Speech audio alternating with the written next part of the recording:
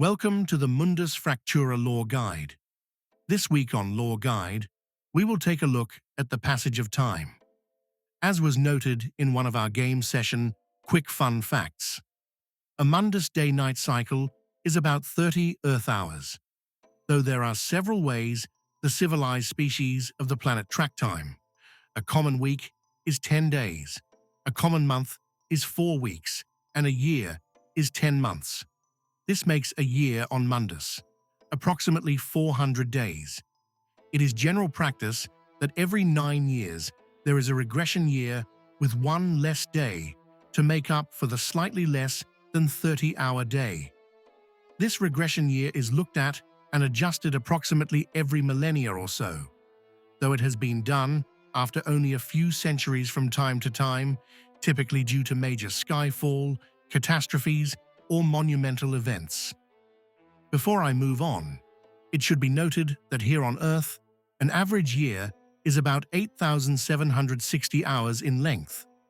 On Mundus Fractura, a typical year clocks in at approximately 12,000 hours. This works out to about 3.4 additional Earth years for every 10 years on Mundus. So, for example, a 10-year-old child on Mundus Fractura would biologically be about 13.5 years of age on Earth. Having said that, life on the planet has evolved in tandem with this cycle. The flora and fauna of the planet, even the humans, do live longer lives on average than a similar species would here on Earth. But I digress, back to my original point. The civilizations of Mundus do review and revise the regression and leap year cycles. As noted, they typically do these reviews at major occurrences of geological, astronomical, or social change. At these review periods, the era name is adjusted. The old calendars are archived and given a title, and the new or current era is dubbed the common time. Thus, when you hear me note of the common time, the events took place in the current calendar's era, where if I say before the common time, without giving a specific era name, the event could have happened in any of the eras preceding the current era. I will endeavor to be more precise in the future and provide the era names for events outside those of the common time. The recorded era names vary from species to species and even from culture to culture. For the purposes of clarity, I will use the naming convention of the Alliance, which have been codified and adapted primarily from those of the Elven and Mycelium archives, as well as their own more recent additions. Including the current common time, there are 15 recorded eras. They are as follows, from oldest to newest. The first era, Prelumi. This era is very old indeed, noted by the Elven archive as any period before the first documentation, a faded elven cave painting of the Ithil Lumi. The second era, Adstod. This era is noted in the Elven archive as the dawn of magic, literally translated as aid power. The third era, Artok, the era that brought about the end of the Adstod era. The Artok era, or conflict power, was marked by strife and change through the use of destructive magics. The fourth era, the Shaking. This is the first adapted entry from the Mycelium archives. As the Mycelium record their archives in memory and sensation, the word has been selected by an interpreter. It represents a period of rather intense geological and astronomical activity. The fifth era, the Rest, another Mycelium entry noted for its extended peaceful feeling. The sixth era, the Blessed Ocean. Much to the elves' disgust, this is the only T.T.R.P.G archive entry. It represents the era in which T.T.R.P.G discovered the psionic tide. It is a translation from ancient T.T.R.P.G, which relies on a series of deep grunts, groans, and clicks, not very user-friendly to read. The seventh era, the Grim Time, or in Elven Hin Grimma Timi, marks a long period of deep interspecies conflicts, fear, superstition, and jealousy.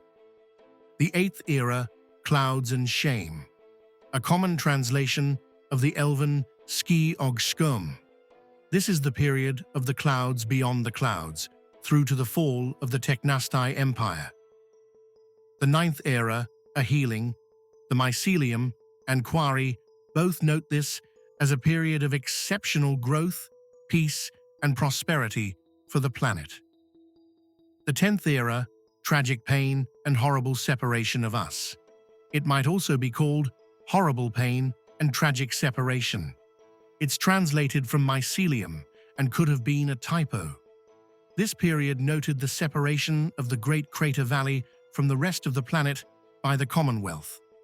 I'll not sugarcoat it.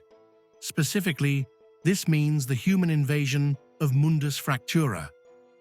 The keen among you may note that in Lore Guide number 13, titled The Great Crater and the Dawn of Humanity, I had said that there are many a tale on Mundus telling of humanity's origins on the planet, fantastical, mundane, and all of them inaccurate. Ha! Got you, you might think. Wouldn't the mycelium know where humans came from? Well, in truth, they do. In fact, the Mycelium Archive was my source for that episode. The archive, however, is not an open library for the general public. It is a hallowed sacred place to the mycelium, a place to which few non-mycelium are permitted access. For the few outsiders who are granted access to the ancient annals, of which I am one. Its vast store of knowledge is held in a format that is difficult for non-fungal life forms to interpret without years of practice. My point was, and is, that to the broader sentient population of the planet, humanity's origins are stuff of myth and folklore. But I digress. Back to our original topic. The 11th era, Mankinid. This elven record notes the arrival of humanity outside of the crater basin. The 12th era, the path found, and self is one again. This period notes the reconnection of the crater mycelium to the rest of Mundus Fractura's mycelium. The 13th era, the time of exploration, the first of the Alliance entries. It notes the human exploration and expansion across Mundus. The 14th and penultimate era, the Alliance's Silver Age, the official formation and early years of the Alliance. The current or common time, this is the period we are presently in. At the time of this narration, it is a year count of 10 and 76 of the common time. That is all for this time. No pun intended. I hope you have enjoyed this episode. Stay tuned for future Lore Guide shorts, and thank you for listening. Goodbye for now.